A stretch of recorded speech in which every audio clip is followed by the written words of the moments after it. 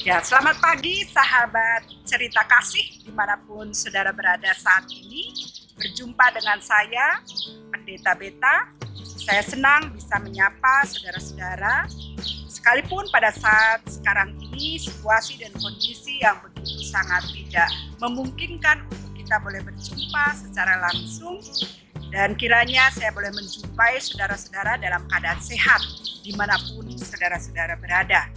Saya saat ini berada di halaman kantor Yayasan Tabur Tuai Bali GKPB, dan di tempat ini ada situs keagamaan yang sudah diresmikan oleh Dirjen Pembimas Kristen Republik Indonesia dan juga oleh DPRD Badung dan Bapak Bupati Badung pada tanggal 27 November 2019. Sahabat cerita kasih yang diberkati dan dikasih Tuhan, saya akan mulai cerita saya dari seorang tokoh yang cukup kita kenal khususnya dalam kehidupan orang-orang percaya yang ada atau jemaat Tuhan yang ada di Bali. Di sebelah saya sudah ada patung relief dari misionaris namanya Reverend Cantohang atau Pendeta Cantohang. Nah, siapa beliau? Saya akan memperkenalkannya kepada saudara-saudara semua. Jadi, Cantohang ini adalah utusan dari Christian of Missionary Alliance melalui Chinese Foreign Missionary Union. Beliau diutus ke Bali, tapi prosesnya saudara-saudara itu tidak mudah. Jadi mulai dari Februari 1930, Cantohang itu sudah berangkat dari Tiongkok dan tiba di Makassar bersama dengan istrinya serta melanjutkan perjalanan ke Ampenan di Lombok, ditemani oleh sahabatnya bernama Pendeta atau Reverend Dr. Jeffrey. Dan di Lombok apa yang dilakukan oleh Cantohang? Ya tinggal untuk belajar bahasa Melayu sambil menunggu izin untuk boleh bekerja di Bali. Nah, pada awal tahun 1931 izin dari pihak Hindia Belanda sampai di tangan Dr. Jeffrey. Dan Dr. Jeffrey lah secara langsung menyerahkan surat izin itu kepada Cantohang. Dengan sangat gembira, Dr. Jeffrey mengantar Cantohang dan juga istrinya dan anaknya yang bernama Johnson yang baru berumur 1 bulan pada waktu itu untuk berlayar menuju Bali dari Lombok dan sampai di Padang Baik.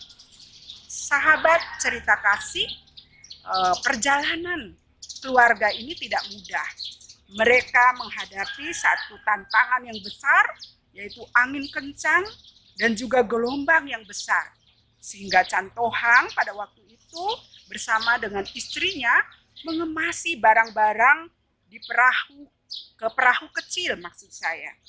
Nah, setelah semalam berlayar, tibalah mereka di Bali, yaitu di Padang Baik, dan langsung menuju Denpasar.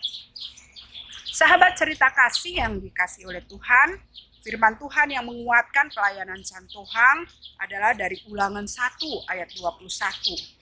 Nah, berdasarkan keputusan Gubernemen pada tanggal 21 Agustus 1930 nomor 16, Cantohang hanya boleh bekerja di antara orang-orang Tionghoa. Nah, melihat pelayanan di kalangan orang Tionghoa ini tidak mengalami kemajuan, maka Cantohang mengembangkan pelayanannya dan mereka melayani juga orang-orang Bali dengan berdasarkan firman Tuhan yang meneguhkan dari Kisah 13 ayatnya yang ke-46.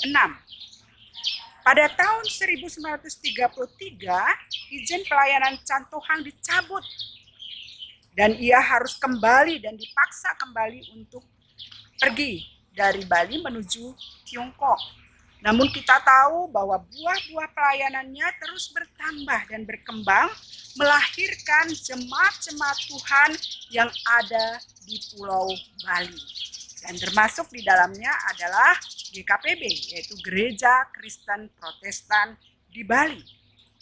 Nah, sahabat cerita kasih, karena mengingat sejarah dan perjuangan dari misionaris yang bernama Chan Tohang ini, yang mau memberikan dirinya, yang mau melayani, yang mau datang dengan kesungguhan hati untuk berbagi cerita kasih kepada banyak orang, maka GKPB menjadikan hari lahirnya, yaitu pada tanggal 11 November 1931.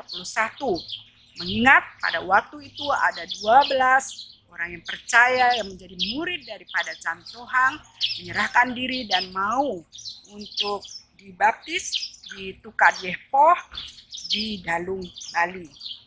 Nah, sahabat cerita kasih yang diberkati oleh Tuhan, apa yang kita dapat pelajari dari teladan yang baik yang terus dikerjakan oleh Chan Tohang pada waktu itu? Chan Tohang, dia tidak pernah mengenal lelah. Ia terus menaburkan benih kasih kepada sesama. Seperti yang dilakukan oleh Chan Tohang ini, biarlah juga dilakukan oleh kita semua.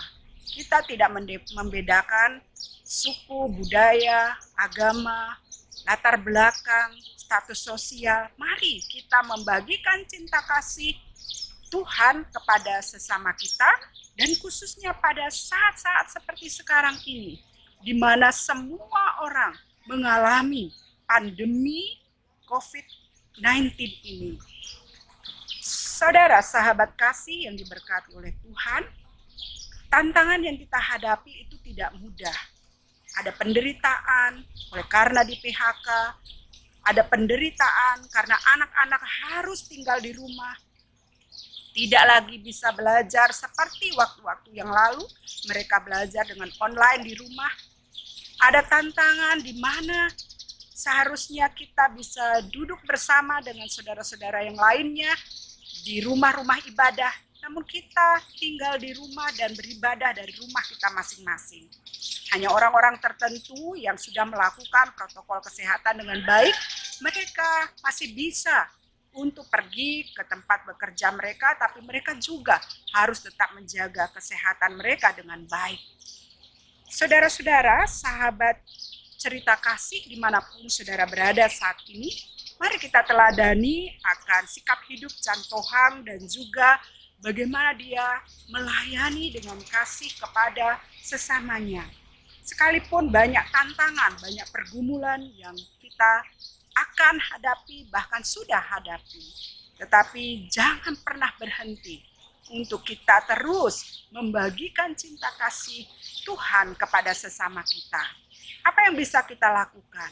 Kita bisa merangkul mereka yang saat ini mungkin mereka mengalami pandemi itu, ataupun mereka yang sudah terinfeksi positif kena virus 19. Dan kita tidak membuli mereka, kita tidak meninggalkan mereka, kita tidak menjauhi mereka, tetapi kita tetap memberi support kepada mereka, bahkan kita tetap memberi semangat kepada mereka untuk mereka menjalani kehidupan dan mereka masih memiliki pengharapan. Sahabat cerita kasih dimanapun saudara berada, dan masih banyak hal yang bisa kita lakukan. Kita lihat tetangga kita, kanan kiri kita, jikalau mereka ada pergumulan ketika mereka tidak lagi bekerja dan mereka membutuhkan dukungan untuk mereka dapat melangsungkan kehidupannya, jangan berdiam diri. Bagi apa yang ada pada kita untuk mereka, sehingga mereka dapat juga melangsungkan kehidupannya sama seperti Tuhan sudah memberkati kita. Sahabat cerita kasih, firman Tuhan yang menguatkan kita untuk kita terus berbagi cinta kasih kepada sesama kita terambil dari Mazmur 126 ayat yang kelima. Demikian. Orang-orang yang menabur dengan mencucurkan air mata akan menuai dengan bersorak-sorai. Jadi saudara-saudara, yakinlah bahwa apa yang kita lakukan sekarang, Tuhan tidak pernah meninggalkan kita dan membiarkan kita. Firman Tuhan katakan, kalau sekarang kita bersusah-susah, kalau sekarang kita sampai mencucurkan air mata ketika kita membagikan cinta kasih Tuhan kepada sesama kita. Tetapi firman Tuhan katakan, kamu akan menuai dengan bersorak-sorai. Karena berkat Tuhan tidak akan pernah berhenti di dalam kehidupan setiap anak-anak Tuhan yang mengasihi akan Dia. Sahabat cerita kasih, kiranya cerita kasih pada pagi hari ini boleh memberkati saudara-saudara semua, dan tetap semangat, tetap jaga kesehatan, dan tetap bagikan cinta kasih Tuhan kepada sesama kita, dan semakin banyak orang boleh menerima akan kebaikan dan kasih Tuhan melalui kehidupan kita yang sudah terlebih dahulu dikasihi oleh Tuhan. Salam, dan ingat saudara-saudara, sahabat cerita kasih, dan ikuti terus cerita kasih berikutnya yang nanti saya akan bagikan kepada saudara-saudara semua. Dan jangan lupa untuk subscribe dan juga tekan tanda loncengnya sehingga saudara-saudara tidak akan ketinggalan berita dan informasi dari cerita kasih yang kami akan bagikan di hari-hari selanjutnya. Tuhan memberkati, salam sehat untuk kita semua.